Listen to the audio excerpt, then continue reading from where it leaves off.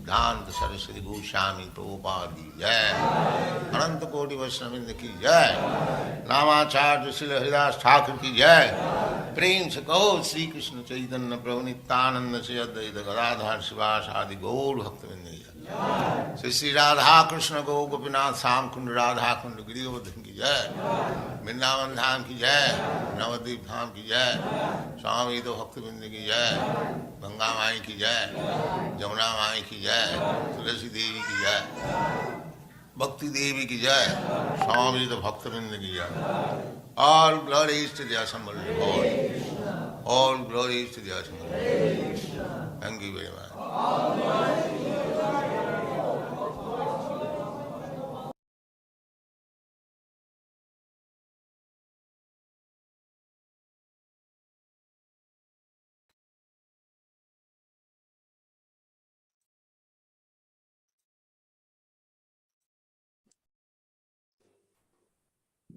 Hare Krishna, Shri PANCHAGAUDA Prabhu. Hare Hare. Hare Krishna. Hare Krishna. Yeah, please accept my humble obeisance. All glories to Great Deva, glories to Shri Prabhupada. Jai Shri Prabhupada ki jai. Hare Krishna. My name is Sahadev Das, and we're very happy and grateful to have your association today. Thank you. Hare Krishna. I'm not sure if you've spoken on this platform before. I may have spoken, I think, once before to the African, but I'm not sure which one it was. Okay, okay. Well, the reason I was saying that is because usually we have a protocol that we follow, and that is Srila Prabhupada chants the Jai Radha Madhava. And there are some speakers who also prefer to chant the Jai Radha Madhava themselves. And so if you want to chant that, you are also free to do that.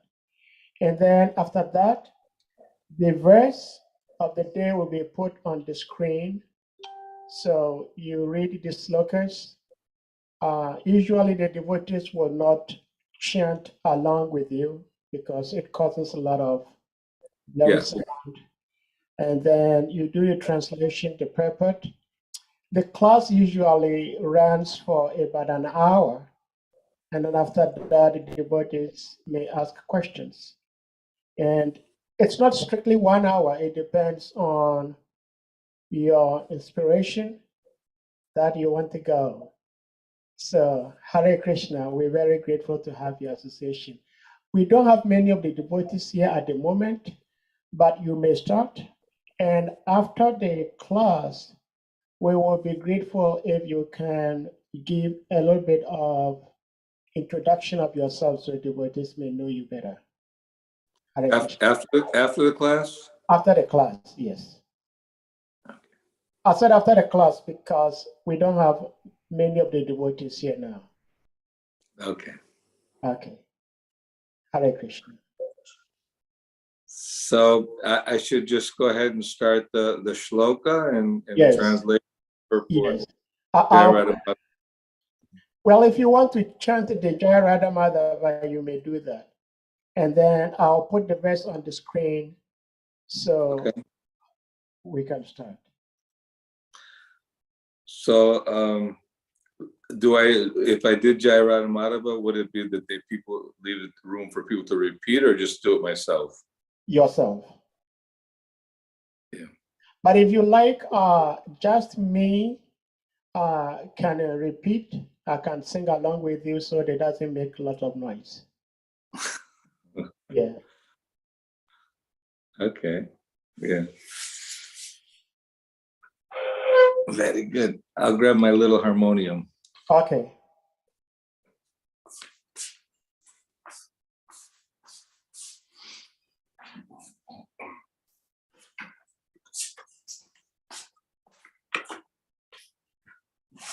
Prabhupada said it, Jairadhamata was a perfect picture of Vrindavan, so you can't miss the opportunity, right? Yes.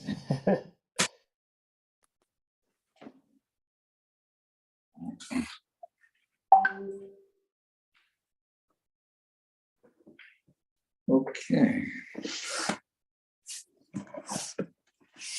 Sorry.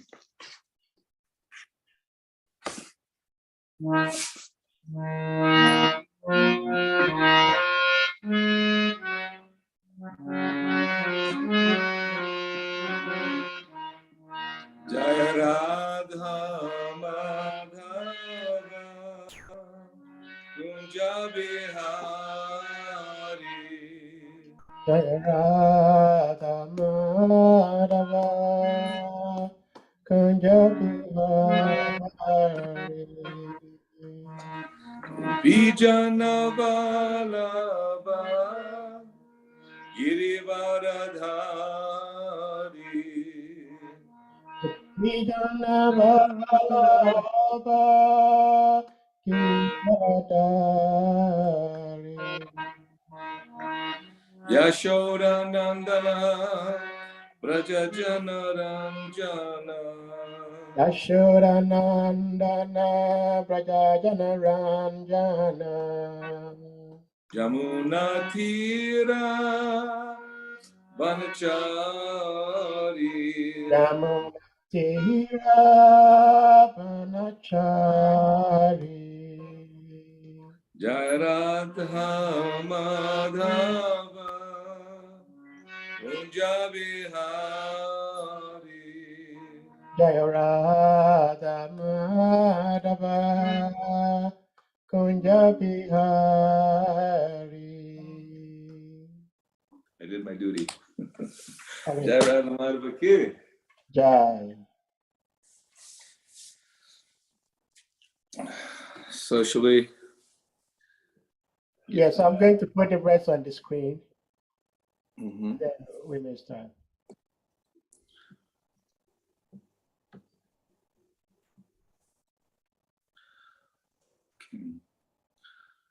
Om Namo Bhagavate Vasudevaya.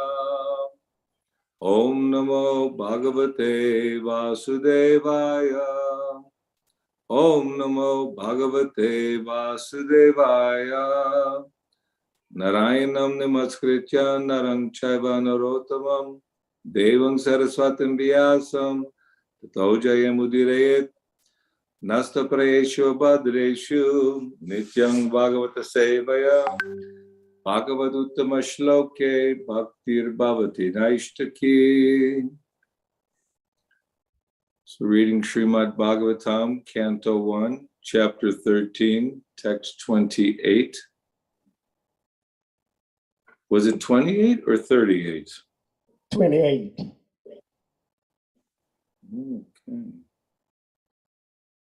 28. Good, good.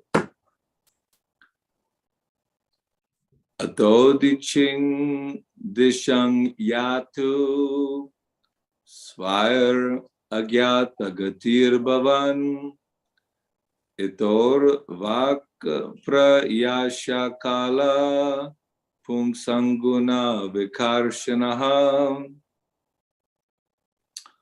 Ata, therefore, Udiching, northern side, Disham, direction, Yatu, please go away, Svai, by your relatives, Agyata, without knowledge, Gati, movements, Bhavan of yourself, Ita, after this, Arvak will usher in, Prayasha, generally, Kala, time, Pungsam, of men, Guna, qualities, Vikarshana, diminishing. Translation and purport by His Divine Grace, A.C. Bhaktivedanta Swami Srila Prabhupada Ki Jai. Please therefore leave for the north immediately without letting your relatives know, for soon that time will approach which will diminish the good qualities of men. Purport. One can compensate for a life of frustration by becoming a dhira or leaving home for good without communicating with relatives. And Vidura advised his eldest brother to adopt this way without delay, because very quickly the age of Kali was approaching. A conditioned soul is already degraded by the material association, and still in the Kali Yuga, the good qualities of a man will deteriorate to the lowest standard. He was advised to leave home before Kali Yuga approached, because the atmosphere, which was created by Vidura, his valuable instructions on the facts of life, would fade away due to the influence of the age which was fast approaching. To become Narottam, or first-class human being, depending completely on the Supreme Lord Sri Krishna, is not possible for any ordinary man. It is stated in Bhagavad Gita 7:28 that a person who is completely relieved of all taints of sinful acts can alone depend on the Supreme Lord Sri Krishna, the personality of Godhead. Dhritarashtra was advised by Vidura at least to become a dhira. In the beginning, if it were impossible for him to become a sannyasi or a narottam, persistently endeavoring on the line of self-realization helps a person to rise to the conditions of a narottam from the stage of a dhira. The dhira stage is attained after prolonged practice of the yoga system, but by the grace of Vidura, one can attain the stage immediately, simply by willing to adopt the means of the dhira stage, which is the preparatory stage for sannyas. The sannyas stage is the preparatory stage for Paramahamsa, or the first grade devotee of the Lord.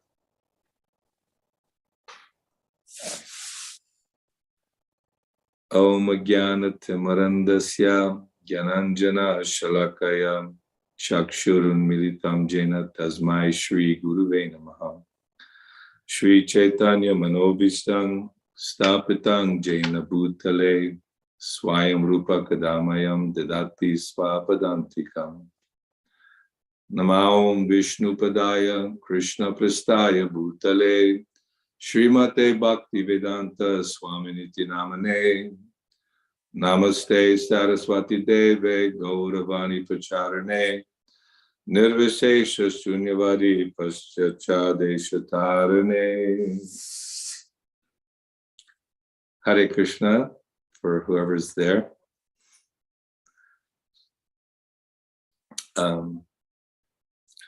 This first canto in particular, very, very powerful. The entire Bhagavatam is very powerful. Specifically here, Vidura, he was on pilgrimage. He's the younger brother of Dhritarashtra.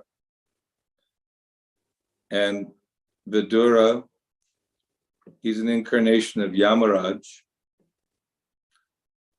And he was always looking out for the welfare of his older brother, Dhritarashtra. he tried to convince him that you should treat the Pandavas equally, that your brother Pandu, who was the ruler of the Kuru dynasty, but he died untimely. So Dhritarashtra, being blind from birth,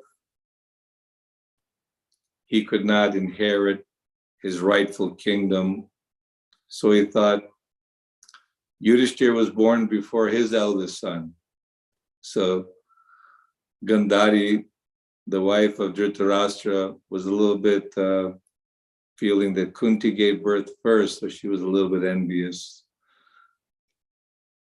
And rightfully, the kingdom was going to Yudhishthira Maharaj because Pandu was the emperor. But Dhritarashtra, he had a burning desire. He knew it wasn't right, but he favored his own sons. He wanted to put them on the throne to be the emperors of the whole kingdom, the whole world. And because of all the intrigue of Dhritarashtra and his sons, making plots and plans how to kill the Pandavas. So the whole history of Mahabharata is there. First canto, SRIMAD BHAGAVATAM, also reveals so much of the history. But Vidura, this was after the battle of Kurukshetra, and all who went to this battle under Krishna's arrangement. Krishna appeared, Krishna Balaram appeared under the plea of Lord Brahma for Mother Earth. As the Lord does, he periodically appears in this world to give direction and instruction. So many incarnations of the Lord are there. And recently, 5,000 years ago, Krishna and Balaram appeared. And Krishna took Parthasarathi, his dear friend Arjuna, who was his eternal associate, the Pandavas, Yudhishthira Maharaj. These are all great, great personalities, liberated souls. They came to assist Krishna in his pastimes. So we take birth in this world, although previously we were all servants of the Lord. But somehow we want to enjoy. So Krishna provides this material atmosphere for us. He creates the material senses, earth, water, fire, air, ether. So the human body is formed. Male body, female body, varieties of bodies are available. So the human form of life is very rare and very important because we have the intelligence and the ability to question our existence. Who is God? Where is real happiness? So Dhritarashtra, 5,000 years ago, they made various schemes and plans, but Vidura was trying to give good advice and always protecting the Pandavas. So much so that Duryodhana, the eldest son of Dhritarashtra, practically was insulting his uncle, Vidura. But after this whole battle of Kurukshetra, Dhritarashtra and his good wife, Gandhari, they were living in the kingdom. Yudhishthira Maharaj was taking great care because obviously out of affection and love, he felt remorse. He felt bad that so many people had to die. Arjuna was feeling completely overwhelmed and perplexed, also because of his Vaishnava qualities, but he didn't want to have the whole family destroyed over a battle or over running the kingdom. He said, what is the use of the kingdom if all my relatives are dead and gone? So even Arjuna was not really willing to fight, but Krishna told and explained for our benefit the science of self-realization, that we're not these material bodies, we're spirit, soul, and human life is meant to reawaken our understanding and love for God. There are those who are atheistic, non-believers, and are only interested in their own sense gratification, minimizing or negating the existence of God altogether, so they can carry on with their business of enjoying this material world their kingdom, the riches, the beauty, working really, really hard, trying to make a comfortable situation in this material world. You know, man meets woman, they get together, make family, then the whole life is spent working very hard to take care of the health of the children, the wealth of the family, all the various responsibilities and necessities in order to provide. Someone may think, well, that's normal. That's what people do. You know, they get married, they have children, they have wives, and many relatives and things they have to do. But unfortunately, people spend their whole life, and even though Dhritarashtra understood it's not proper that I'm misbehaving, but out of my strong attachment for my sons, and you know, I just can't give up your good advice. Vidura was giving very good advice about self-realization. Matter of fact, when Vidura came back, everyone was very excited to see him. Everyone was very happy and eager. King Yudhishthir, Queen Kunti, all the various relatives, they're all welcomed Vidura very warmly. But Vidura gave a strong preaching to Dhritarashtra. You're living like a dog, you know, taking the remnants of Bhima, because Bhima killed his sons, Duryodhana and Dushasana. And this whole scheming and plotting and planning to do away with the Pandavas and unrightfully enthrone his own sons, he was feeling guilty, but what to do? Now all the sons were dead. Bhishma, who was taking care of the kingdom in so many ways, and all the different acharyas, and great warriors, and practically speaking, everyone was finished in this battle of Kurukshetra. So Dhritarashtra is living in the kingdom under the shelter of Yudhishthir Maharaj, and Yudhishthir Maharaj, being a righteous king, performed all his duties very, very nicely, took very good care of his aunt and uncle. But Vidura explained, listen, you better stop wasting your life, your existence. Now you can see your eyes are fading, you can't hear properly, your liver's not working, old age is taking you. People think that they can live forever, but time element is wearing down everybody and everything in this material world. From being a youthful child, playing with all your friends, having dreams and hopes of happiness. Everybody undergoes the process of birth, growth, some development, reproduction, produce a child or two or 100. In Dhritarashtra's case, there was 100 children there. Then old age, disease, and death. And everyone goes through this cycle, no matter how many riches or kingdoms one has, or how many beautiful queens and sons and daughters and granddaughters and grandsons. There's no what kind of happiness will your riches bring you at the time of death? You know, what is your family? What is your society, your friends, your community, your nation, what they can do for us at the time of death, which can come at any moment. Conditioned souls are all fearful of death because ultimately we're eternal. We have this innate, or this nature, because being Satchidananda Vigraha, coming from the spiritual world, belonging to the spiritual world, we are travelers, we're strangers in this material world, and we're trying to figure out the best way how we can enjoy this life and fulfill our dreams and hopes.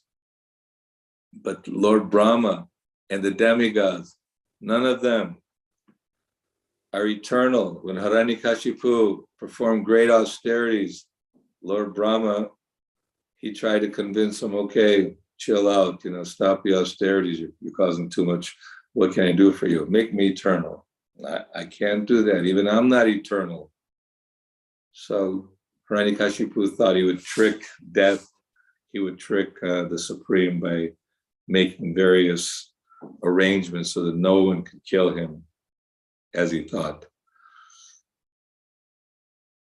But this attachment to family life is very, very strong.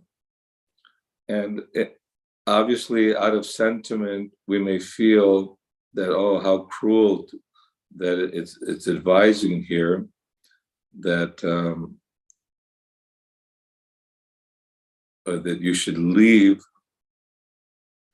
your family with no one knowing that you're leaving.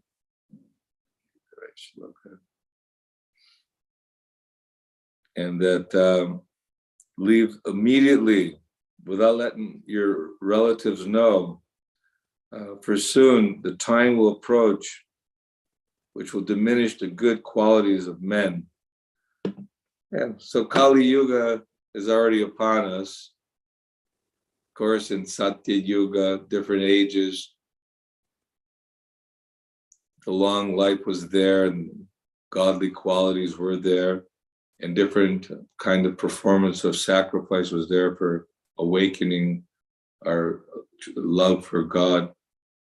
But still, even in Satya Yuga, then Treta Yuga, Dwapara, different yugas, the Lord appears in different incarnations, and there are different processes for self-realization. The holy name of the Lord is potent in any age, but in different ages, longevity of life and ability, intellectual, ability and to perform sacrifices and different necessary following religious systems very carefully and performing the proper sacrifices was possible. But in this age, it's a very watered down religion, because although the state or the government may not force their citizens to adhere to religious principles, you can slaughter the cows and slaughter the animals, but you have to obey the government laws, which are made by men who have imperfect senses. They have a tendency to be illusion. They're sure to commit mistakes. They have a cheating propensity. So unfortunately, instead of having one godly Ram Raj government, which is helping the citizens who have chosen to come to this material world to be properly engaged according to Varnashram Dharma. Previously, the kings, the Rajarshis, great saintly kings, everyone has a particular nature as they become embodied in this world. The intellectuals, those who are, studying Shastra and understand what is to be done, what is not to be done, are Brahmanas. And then the kings are Kshatriyas. The Vaishyas, they produce the food, take care of cows and the money systems. And the Shudras, they assist all the other orders so that the work can get done, just like the body. Very scientific. You can call it caste system, you can call it Varnashram Dharma, Bhagavat Dharma. But the Lord sets it up so that whether you're a Shudra, a Brahmana, Kshatriya, Vaishya, if you follow the directions as given in the scripture, God makes laws, not the government. And God's laws are considered religion. And religious principles are carried out by the acharyas, by the sadhus, sadhu shastra guru.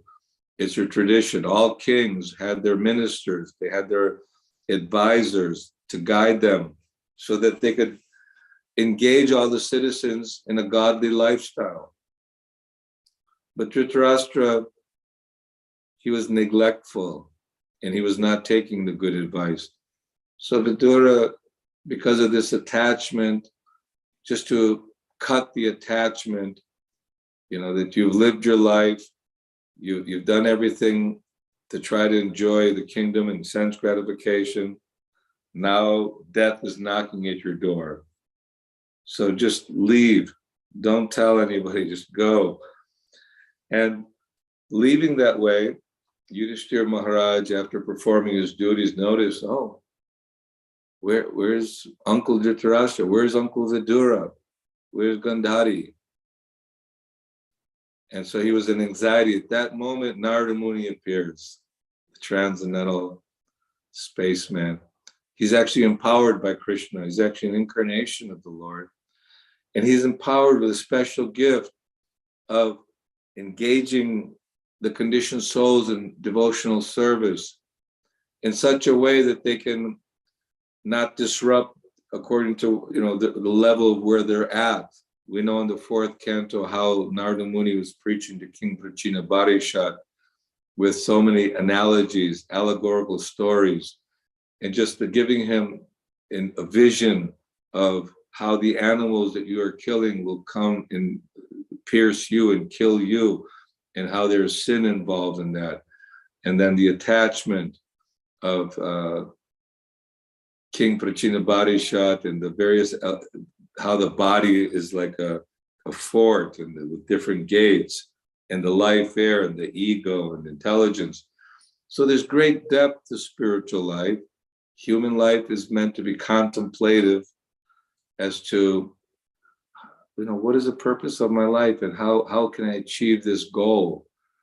It's not that I'm just going to sit and study all the scriptures of the world. The Goswamis, Sri Chaitanya Mahaprabhu, Lord Nityananda. We just finished celebrating Lord Nityananda's appearance day now. Gauranga Mahaprabhu's appearance is coming. This is Krishna Balaram again, in the even more merciful incarnation. Krishna Balaram killed the demons and gave their love to the gopis and cowherd girls, Mother Yashoda, Nanda Maharaj, and just in Dwaraka, they freed so many persons who were being harassed by the demonic kings like Jarasandha and Kamsa, causing so much trouble to all the godly devotees of the Lord. And the Lord was performing incredible loving pastimes, very, very charming pastimes. Just, you can read the whole 10th canto, the summary. Of course, it's good to read you should read the whole Bhagavatam from beginning to end, but the 10th canto in particular is very intimate, sweet pastimes of the Lord's appearance, his childhood pastimes, and then having the pastimes with the gopis, going to Mathura, and then creating Dwarakadam with all the queens and princesses. And Narada Muni spends his time there, always wanting to have the darshan of Krishna. And of course, he had that curse from Daksha, so he's traveling throughout the universe. The 4 Kumaras, the sons of Lord Brahma, they travel throughout the universe to give knowledge.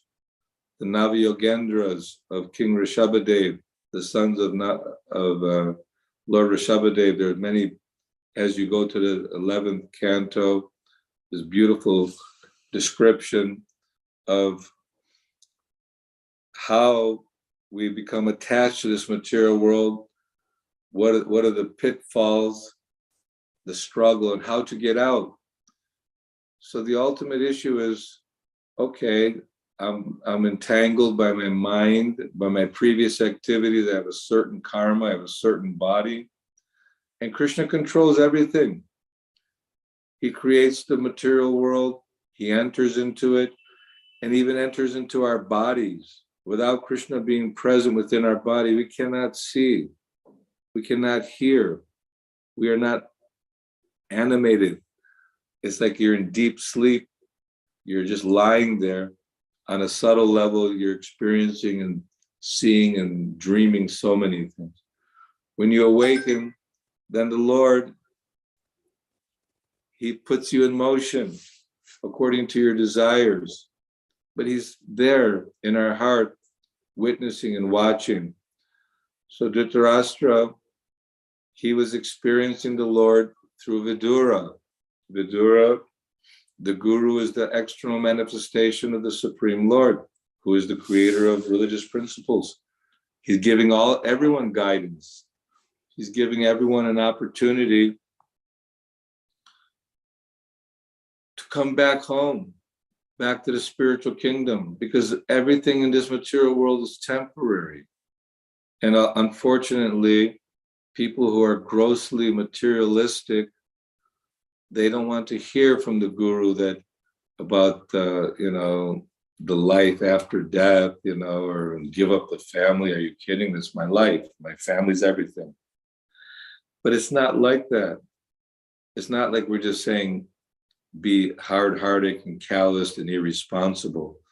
That we have to put forward our energy with a lot of attention and enthusiasm, because without enthusiastic endeavor, nothing is completed in this material world. Nothing is accomplished. And Dhritarashtra was putting all his energy and time into satisfying his children, but that was his own gratification, thinking that I couldn't become emperor, at least let my children become emperor. So that's what everyone is doing. They're working very hard. For what? For my children. Well, really, for my grandchildren, my legacy. I need to, prove to people that I was capable, very intelligent and competent person who provided nicely for my family, and I did something good for humanity. But the only good we can do in any kind of altruistic or philanthropic do good work is by engaging people in devotional service to the Lord, by giving them the understanding that that by chanting the Lord's holy names, by calling out Krishna in a prayerful mood, that this is a cleansing process that gradually within us awakens the desire for devotional service, and we start mitigating our desires for sense gratification and being on the bodily platform, thinking, oh, my wife, my children, my nation. And I know that naturally the mind rejects the idea of being callous, but it's not we're being callous. We want to engage everyone in the Lord's service. And this is an acharya's business. This is a guru's business. An acharya is one who's very studied the scripture, who applies, also engages himself to perform the activities of devotional service himself. Has a great taste for hearing and chanting. The Lord Chaitanya says, you have invested all your names, all the power, spiritual powers in your name, but I have no taste for the holy name. So this is naturally the expression of a devotee. Pure devotee doesn't walk around and say, oh yeah, I'm super fixed up in love of God. Generally, the pure devotee feels himself as an insignificant servant. Just like when Srila Prabhupada, he underwent so much austerity, but he was mentioning how just a few moments meeting his spiritual master, Srila Bhaktisiddhanta Saraswati, and his spiritual master instructing him that you go and you preach this message of Godhead in the English language to the Western world. Prabhupada humbly said, I was going to be a very successful business person. I have family. I never thought of taking sannyas. I would have never performed the act, but somehow just the sadhu sangha, sarva shastra koi, lava mata sadhu sangha, sarva siddhi hoy. By moments, association in the right mental atmosphere, because one has to want to hear from the guru. Just like Dhritarashtra could not hear. But then at the very end, by the mercy of Vidura, his talks about renouncing this degraded life of sense gratification and perfect your life. You don't have very little time left. Even Prahlad Maharaj is telling his young friends, don't waste your time. Now you should take up spiritual life from the very beginning. It's not that, oh, I'm youth, I have so much time ahead of me. When I'm older, I'd sit and study Bhagavatam and read Chaitanya Charitamrita, do some deity worship. Not everyone has that inclination. I have some friends here in Vrindavan who are very much attached to their own individual deity worship, but also they come to the temple.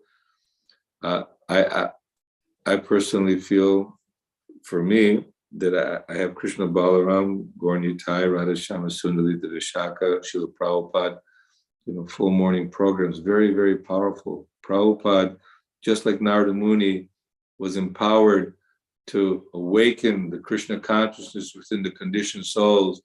Srila Prabhupada, especially empowered by Chaitanya Mahaprabhu, by the Goswamis, by Srila Bhakti Siddhanta Saraswati Bhaktivinoda Thakur.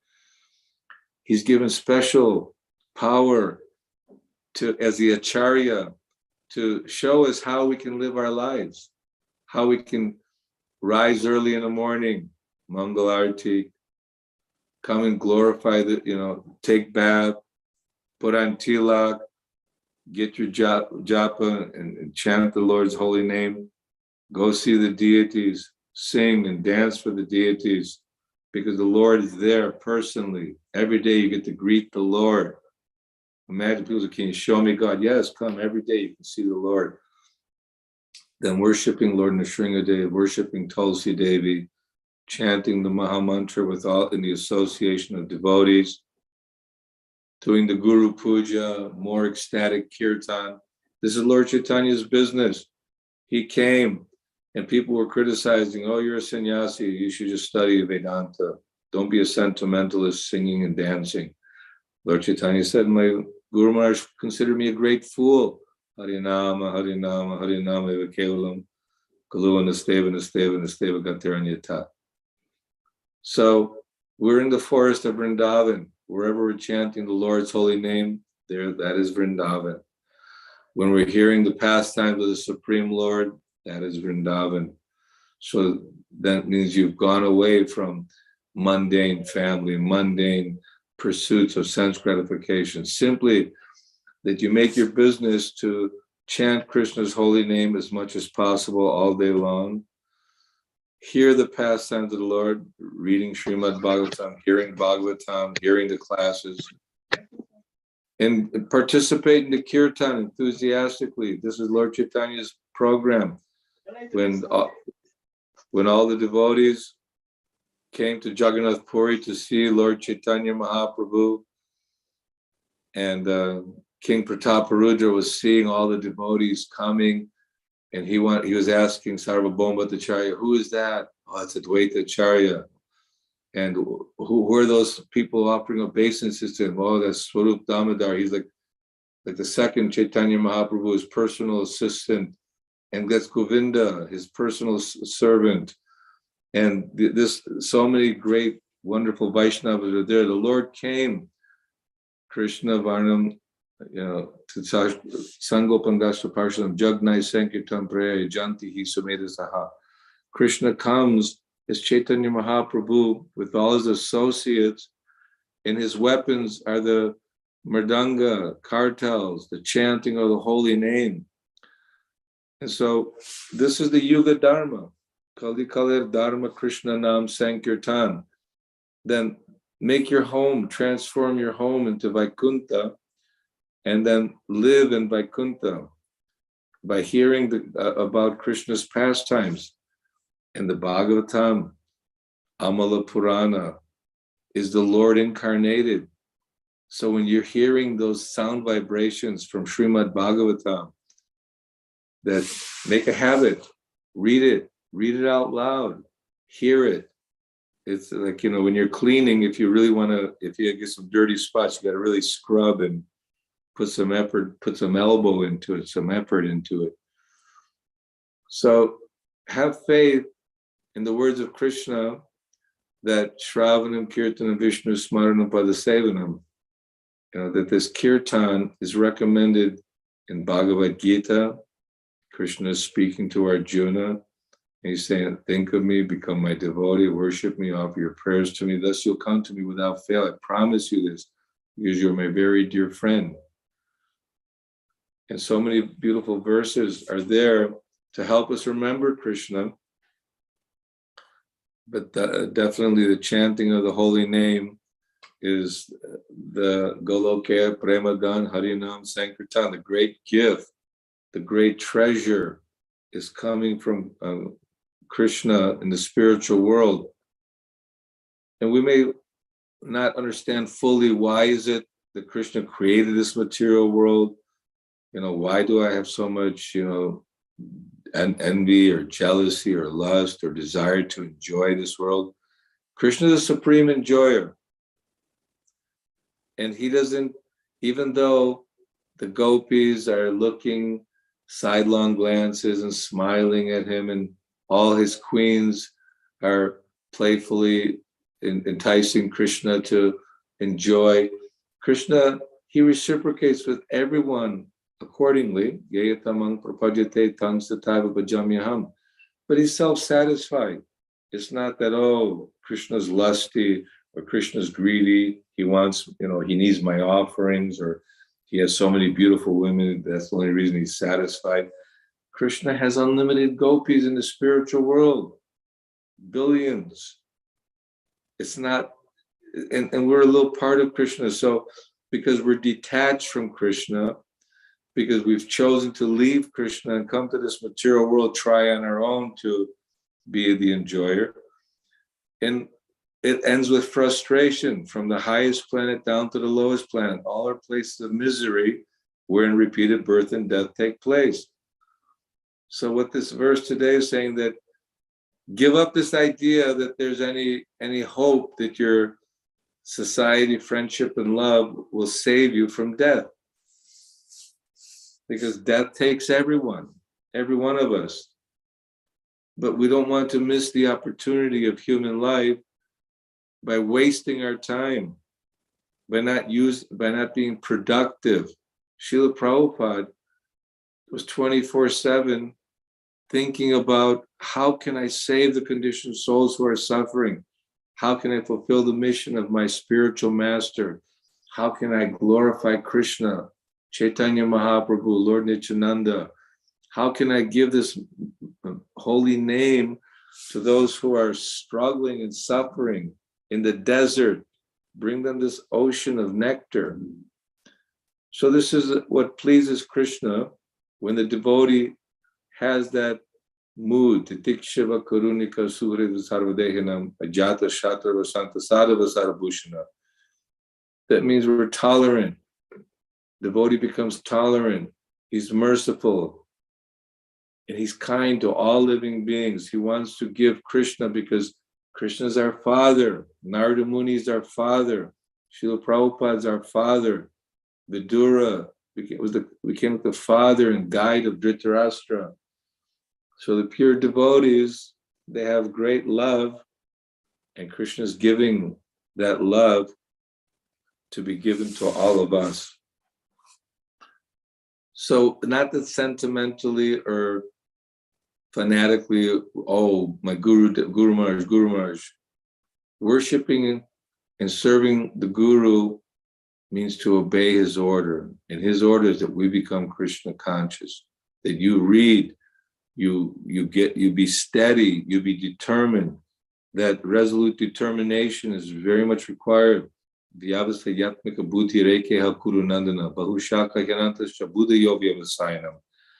Devotees are resolute in their aim is one. They're fixed on Krishna.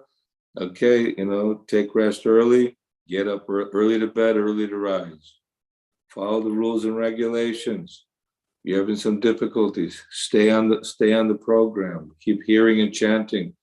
Associate with sadhus. Avoid people who are materialists.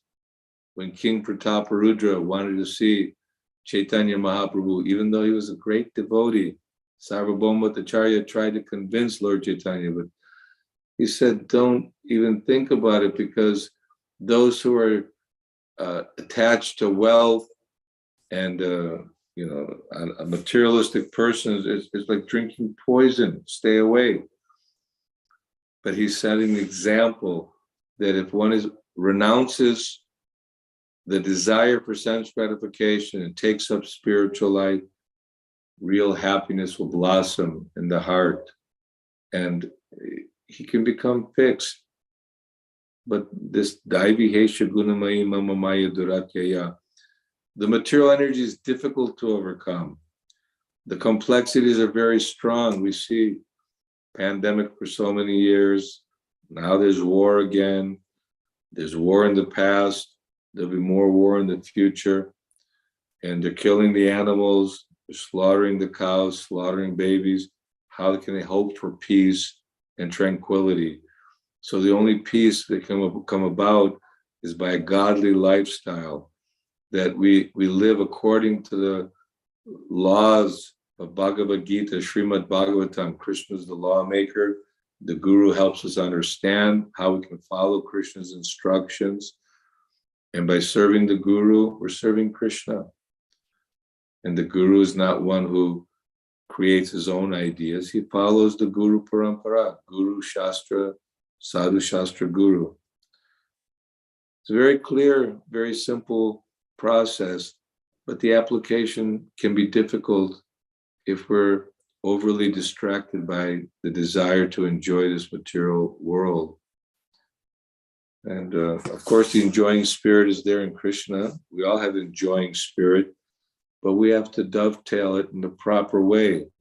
Everyone wants to sing and dance. So instead of going out to the clubs and partying, we have our own dancing. If you look on the internet and you see some devotee festivals, devotees are going mad. They're jumping up and down and dancing in happiness, shouting out the name of the Lord, playing the drums, playing the kartals, and feeling great joy.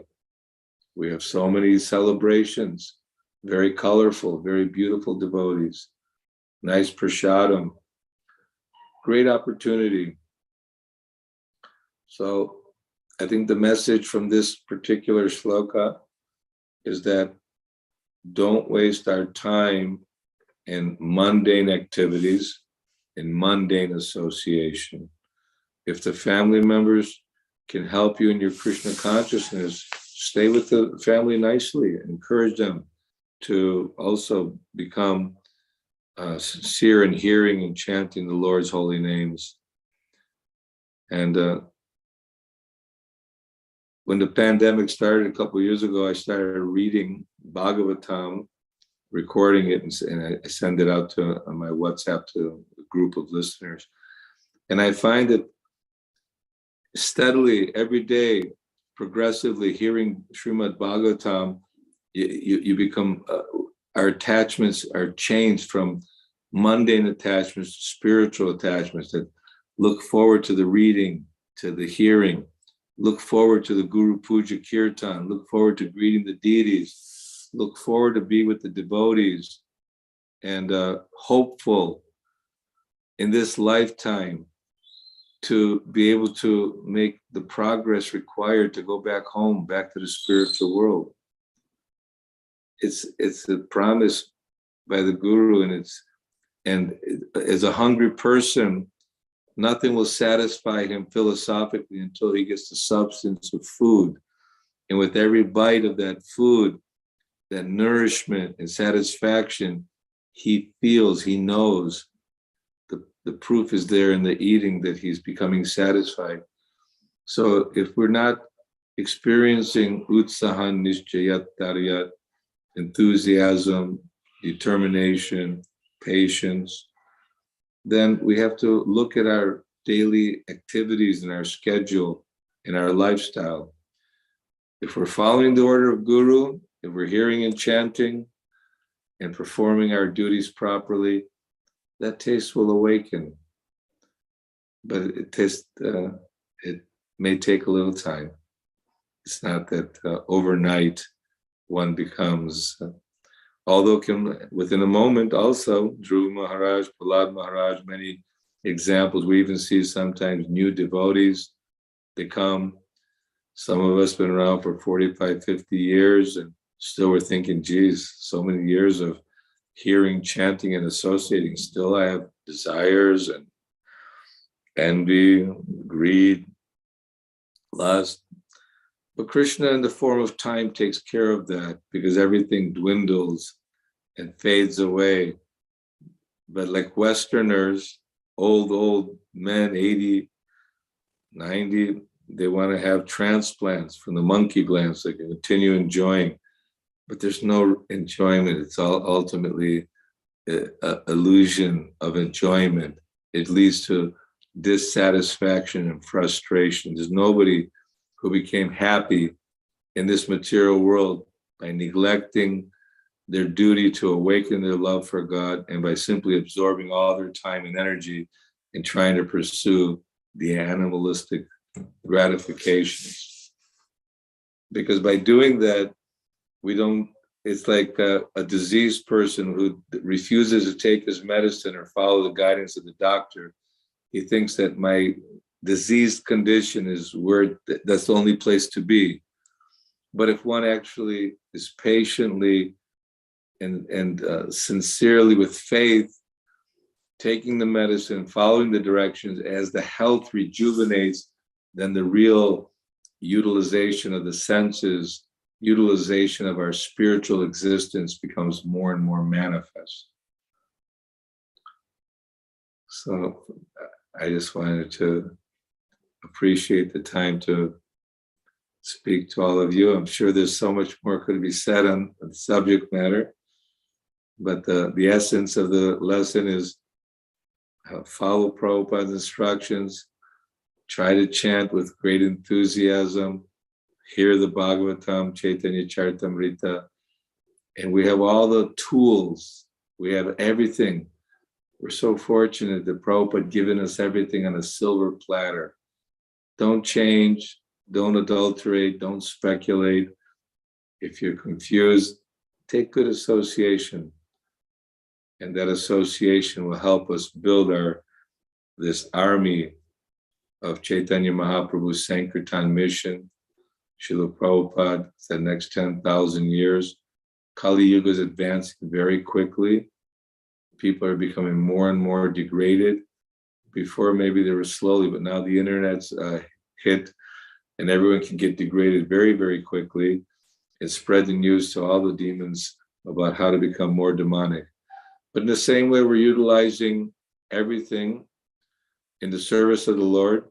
So we're utilizing the internet. We're doing our Zoom call right now. And we have many beautiful things on Facebook to encourage and enthuse the devotees. But don't get sidetracked on too many distractions. Just stay focused on the simplicity of chanting the Lord's name and daily reading Bhagavatam. You must read Bhagavatam every day. Otherwise, you can wander away off the track, off the path, back home, back to Godhead. Hare Krishna. Thank you very much. Hare Krishna. Thank you so much for that. Thank you. I hope I wasn't preaching too hard. Well, for myself, I think it's very beautiful because you touched on many things that I personally need to try to remain a devotee. And I believe the other devotees also found lots of important points in your class today. But before we open the line for questions and answers, we want to formally express our appreciation for His Holiness Bhaktivedanta Damodara Maharaj, who is here with us. Hare Krishna Maharaj. Jai Maharaj. Thank you for being here. Hare Krishna, Prabhu. Hare Krishna. Hare Krishna. Hare Jai Krishna. Maharaj. Good to see you. Good to see you and enjoy your class. Thank you, Maharaj. You made me. They made me nervous. I thought, oh, what am I going to say? I better read as much as I can today, so I can say something. I get so nervous. Yeah. So, Maharaj, if you have something to say, you may do that, Maharaj. Pardon? He said, we miss you in Vrindavan. You should come to Vrindavan and see us very. Yes, we are coming, Prabhu. We are coming. Yeah. So, Maharaj, I was saying, if you have something to say, you No, may it's beautiful. It's beautiful. Oh, okay, thank you. Mhm. So devotees, if you have anything to ask, we are very fortunate to have Prabhuji's presence here today. So you may unmute and then you ask your question.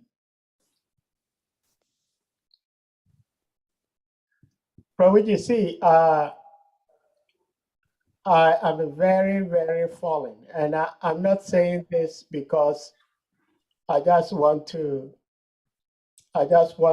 prove to people that I'm humble. Sincerely speaking, I'm very, very fallen. But the little knowledge I know in Krishna consciousness, I believe that if I'm able to put them into practice, my devotional life will be very beautiful. But the problem is how to put whatever I've learned into practice. And in your today's class, you give lots of practical ways that we can apply our devotional service. So I just want to say thank you so much. For example, I have few friends. I don't have many friends, but I have some few friends. They look at my lifestyle, and I try to preach whatever little I know with people. And they look at my lifestyle and they ask me, so if I became like you, is this how I'm going to live my life? Because they ask me, do you go out to party? I don't go out to party.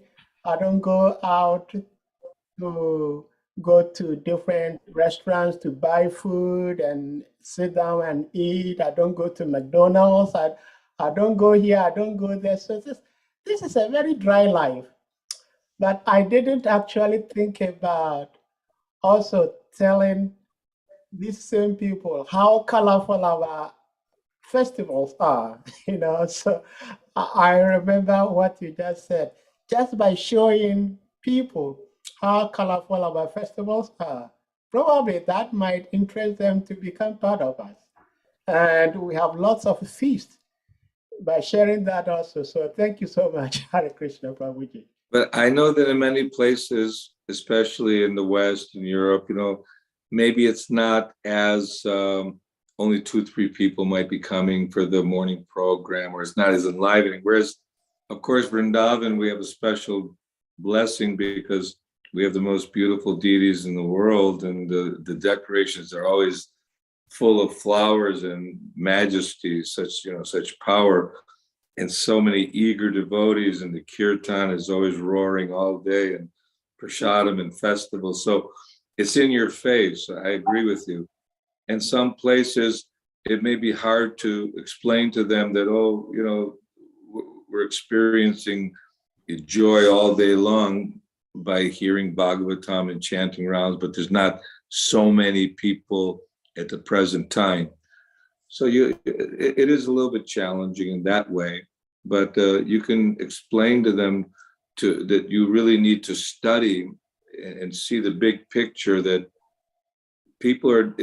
times are getting more and more degraded. People are suffering more and more. They may be okay in the present for a very short time, but the Kali Yuga is entering and the time element's entering. Do the best you can with it. What can I say? Thank you so much, Prabhuji. So we have a question or something from Anadinidanam Prabhu. Please unmute. Yeah, Krishna Prabhu. Hare Krishna. Okay, Prabhu, thank you very much for giving me the opportunity. Prabhu, my question is it right from the onset, Mahatma Vidura was advising the Tarasta, but he was not taking it. So Yes. I would like to know that, is it at that time, Mahatma Vidura wasn't having the qualification to be able to, I don't know, to use the word, to convince the Tarasta, or at that time, the seed of Bhakti was not planted in the heart of the Tarasta. And having said that, is it good to when you're advising someone and he's not taking your advice, is it good to pray for that person to go through tribulation, whereby when you advise him, he'll be able to take it, as we are seeing the case of the Terasta here? I'm not trying to imagine, but I'm thinking that at that time, the Mahatma Vidur might be praying that maybe out of the tribulation, when he give advice to the Terasta, he might take it. This is just my speculation. So I'm in essence is that, is it normal? Is it good that you can pray for someone that you've been advising that is not taking, that you should go to a tribulation, whereby when you give him the advice, he'll be able to take it? I don't know if you've got my question, Prabhu. No, it's a good question. Very good question. There was one. Okay, thank you. There's one example of King Nimi in 11th canto, and he was asking questions of Navayogendras, and he said, "Funny thing is, I asked the same thing of the four Kumaras, that same question, but they didn't answer. Why they didn't answer that question?" And the Navayogendra said, "Because you were not ready, you were not mature to understand at that time." So, although, I mean, Srila Prabhupada may be speaking to so many people, but the recipients, it depends on his mercy, of course, but also that they have to be inclined towards that.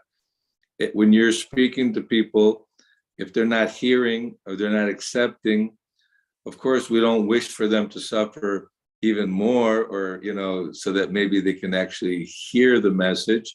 But sometimes it does happen that way. Like give an example, my brother for many years, like a Christian, but never wanted to hear about Krishna. But then he was undergoing some difficulty, he couldn't, his vision started going, he lost his job and he was big anxiety. And I told him, take shelter of the holy name. And somehow or other, it worked to awaken his a little bit of understanding of, yes, this spiritual life is important. Not that I wished for him to suffer, but sometimes Krishna arranges that. All we can do is like I'm a Sankirtan devotee for many, many years, in the airports. So you meet people, if they're not interested or they're of a different faith and they want to preach to you about their religion, this or that, okay, Hare Krishna. But then there's also those who are innocent people who are somewhat curious. You can give them the book. And then there are those who are very interested. Oh, what is this all about? And so we have to also utilize our time and not be attached, thinking that, why isn't he appreciating my, straightforward preaching? I'm delivering such a high caliber, clear philosophy. Why this person doesn't understand? Why is he a fool? Because they want to remain fools. And so you have to be careful not to waste your time or spend your time unnecessarily with persons who are just not ready to hear the message of Godhead due to their deep immersion in the illusion that they're living on the bodily platform. Of course, we're planting seeds and we're not trying to discriminate. We want to give everyone an opportunity, but our time is limited as well. So we want to put our endeavor, work on ourselves mainly, so we're powerful. And it's not that Vidura wasn't powerful enough to deliver Dhritarashtra, it's just that Dhritarashtra was not in the proper state of mind or frame of mind to accept. I'm sure that, when pure devotee is giving the message of Godhead, it's crystal clear and pure, but it's unfortunate for those who are unreceptive and or not ready to hear the message. It's just their own shortcoming and suffering. So just continue. You do your best to preach enthusiastically. If they take, they take. If they don't, then it's their misfortune. But don't spend too much time dwelling on, maybe I'm not presenting properly. The more we depend on Krishna, Krishna will give us the proper words and the proper power, because we're just representing the Lord and we're giving pure knowledge in the form of Bhagavad Gita and the holy name. So we're just messengers. We're the messengers of the Lord. People may open the mail, they may read the mail, or some people may be excited and some people may not be, but that's their fortune or misfortune. I hope I answer your question. Yes, Prabhu. Yeah, I'm satisfied. Yes, thank you. Thank you for. Thank you so Hare much. Krishna. So, Prabhuji, we have another devotee here. Tribhuvanat Prabhu, please unmute. His Grace Panchagauda Prabhu ki jai. Oh, you're right here. Thank you for your thoughts on this sloka. We are very grateful. I'm going to see you tomorrow morning. Don't you worry. Thank you. So the question I have in mind is, how do we actually classify this instruction of Vidura to Dhritarashtra? Is it a forceful one or just a strategic instruction? What was it? Was it what? I said, is it a forceful suicide or just a strategic instruction? Yeah, I mean, Vidura understood that due to his attachments, due to the attachment of his brother, and that he was just giving him a direct instruction. Now take advantage of this. Now you look around, awaken, open your eyes, and it was a direct instruction to go and perfect yourself now, and leave your attachment to living comfortably in the palace of those that you've tried to kill. Aren't you embarrassed? So he tactfully and very philosophically explained the necessity of and the urgency of taking up this devotional process. So, yes, direct this. Thank you. Thank you, sir. You're welcome, sir. Very well, so anyone else with any question, anything to say? Prabhuji, I have a question about, well, I had lots of questions from your class today, and I'm thinking of which one to ask so that in case I do not get the chance to ask, to ask my other questions, I'll still be okay. Well, I'll go with Krishna and Balaram. You said in your class that we just celebrated the appearance there of Lord Nityananda. And we understand that Lord Nityananda is not an incarnation of Lord Balaram, it's Balaram himself. Right. We say in a few weeks or days, we're going to have Lord Chaitanya's appearance, Gopurnima. And that also we say that Lord Chaitanya is not an incarnation, is the combination of Krishna and Radha. So my question is, what is the difference between when we say this is Krishna himself as opposed to this is Krishna's incarnation? What is the difference?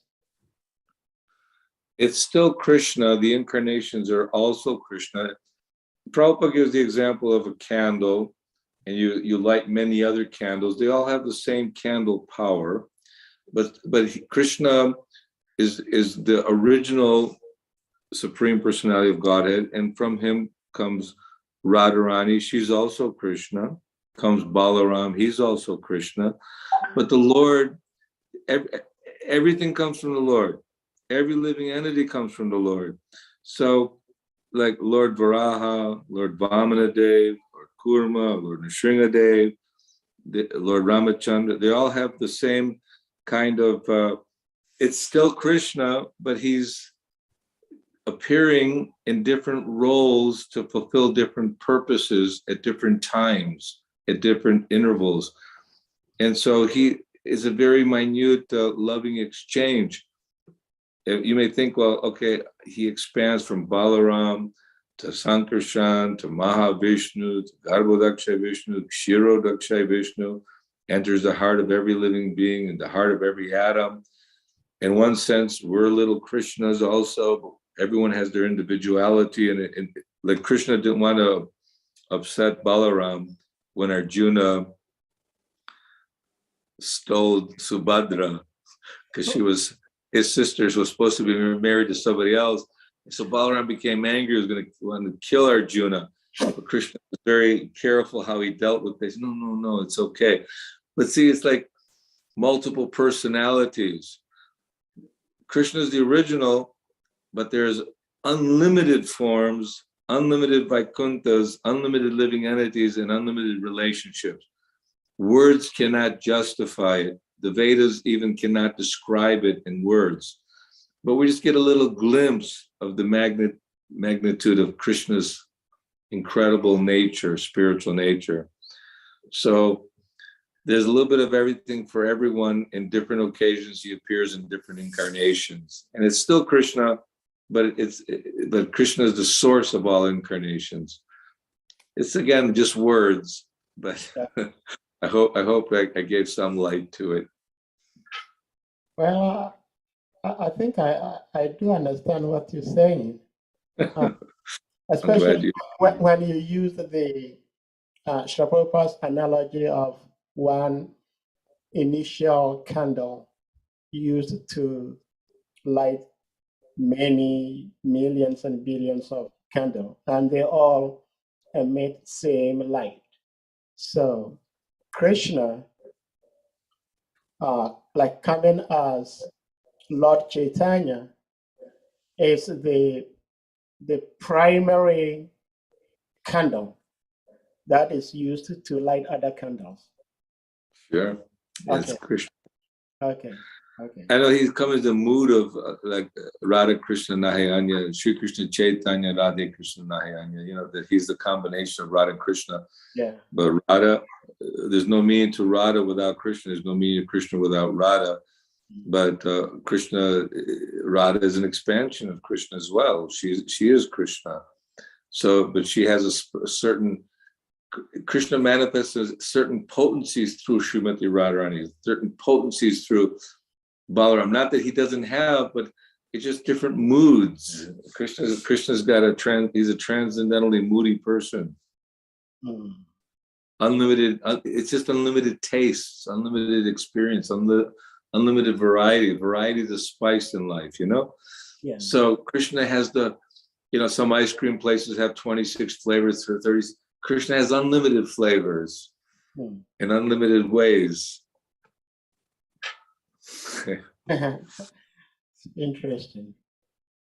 Yeah. See, Prabhu, we know Krishna is eternal. His pastimes are eternal. Everything about him is eternal. Yet, when we look at the Krishna tree, we can tell as to when something or some part of Krishna manifested.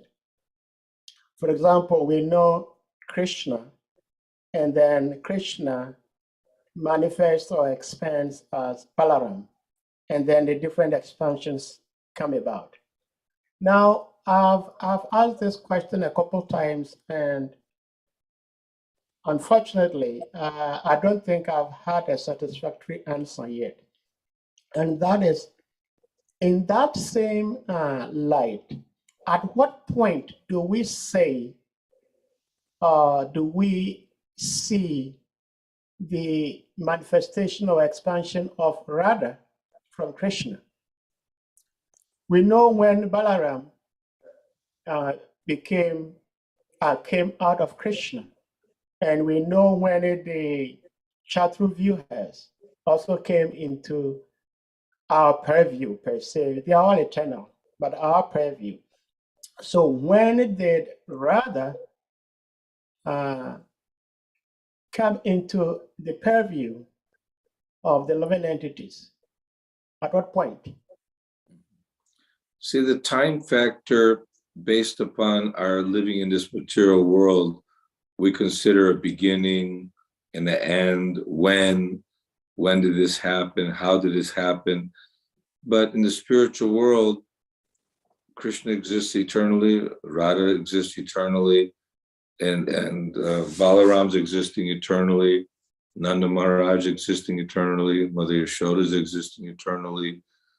We also exist eternally in our own relationship, but somehow we're disconnected right now. So Radha's always been there, Krishna's always been there, and the varieties are always available, but it's just our trying to rationalize from our point of view, from being in this world, that there's, there's a starting point and there's an ending point, that this, the Lord appeared, okay, he appeared there at this time and that way, this way. But that's happening perpetually, always, so it's always existing. The Nitya Lila means that there's no beginning, there's no end, it's ever existing. But the sun may come up, rise, it's present, now it's gone. When did it come up? Oh, at this time, but it's always existing. It's just our point of view. So Radharani's always there. Without Radharani, there's no Krishna, and Krishna is no Radharani. So we just try to put all the pieces together in our own mental framework. We don't want to get too distracted with too many things. Basically, we know that as a small child, if you try to explain to them the atomic theory of, whatever, making splitting the atom, or even explain to them the complexities of organic matter, or this or that, the child can't comprehend, because it's just they're not fit or mature enough. So we're still infants, we're still little children. We may have so many questions. Daddy, what's this and what's that? Daddy can explain, but we may not get it, just by a few words, due to our immature nature. So we should be patient and accept that, yes, Krishna is super great, and I'm very small, I'm his servant. And when the time comes, just like Dhritarashtra couldn't get it, and he finally got it and decided, oh yeah, I better get out of here and perfect my life. So there comes a time when the realization is manifest. So all these questions are answered in a very unique, divine way. Well, thank you so much, Prabhuji. Thank you. Thank you. Anyone else with anything to say before we let Prabhu go? Prabhu, thank you so much for being here with us tonight, because it's late at your end there in India. Yeah, past my bedtime. Yeah. Thank you so much. But now you got me all fired up. I'll be thinking of the Vidura and Dhritarashtra and everything while I'm trying to get ready for the Mangalarti, right? Okay, Tribhuvan, do you have something else to say? Yeah, Okay. I saw His Holiness Bhaktivedanta Damodara up there. So my greetings to him. Oh, okay, yeah, he's here. Thank you very much, Prabhu. Hare Krishna. Hare Krishna. Okay, so Thank you. Prabhuji, before we say goodbye to you tonight, since you've been a book distributor for so many years, can you please share maybe just one line, one strength or secret that has been keeping you going for all these years in book distribution without having any destruction, like pinpointedness? Yeah, I was brahmachari for 9 years, Jai. And I pretty much came in 75. In 76, I started book distribution. And I just found that in the beginning, the mind was battling that do I really need to be out here talking to people and, approaching people? It's just, a little bit intimidating, or they may not want to, why should I bother people? But every day there was a certain appreciation that Krishna, he came through all the time, in the sense that it was the order of my spiritual master, Srila Prabhupada, that we should go and give this Krishna consciousness to others. And then I found that exchange of meeting people and distributing the book and seeing the expression on their face, it was an enlivening for my own spiritual well-being, that it kept me strong to go on with the book distribution. That there was a certain flavor, certain appreciation, that when the book is distributed, it said that it's like Lord Chaitanya embracing you, and the Lord is very happy by that. So there was definitely some reciprocation from Krishna and Prabhupada, that a certain taste, a flavor of going out, of carrying out my duty, and giving pleasure to Krishna and Balaram, and meeting so many nice people. Sometimes by the end of the day, sometimes devotees didn't want to come back to the van. Okay, one more book. It's like, okay, it's a contagious thing. So not everyone may have that experience, and sometimes it's a little bit more painful on the false ego of some. But no, it's medicinal, and it's a very good medicine. It's very helpful and makes Krishna very happy.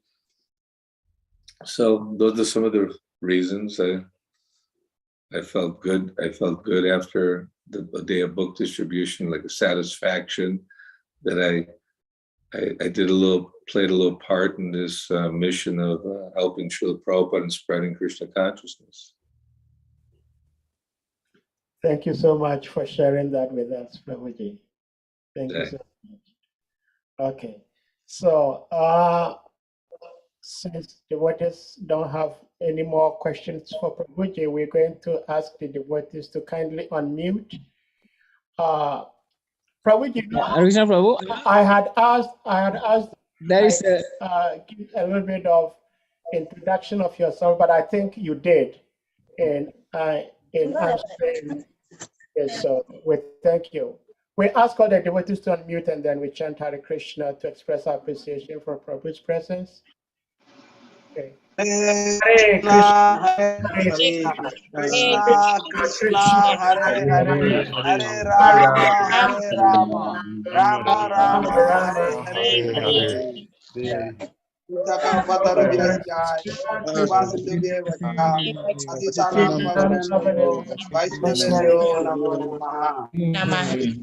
Hare Krishna. all glories to His grace. Prabhu ki jai. Jai. Hare Krishna. Thank you. Hare Krishna.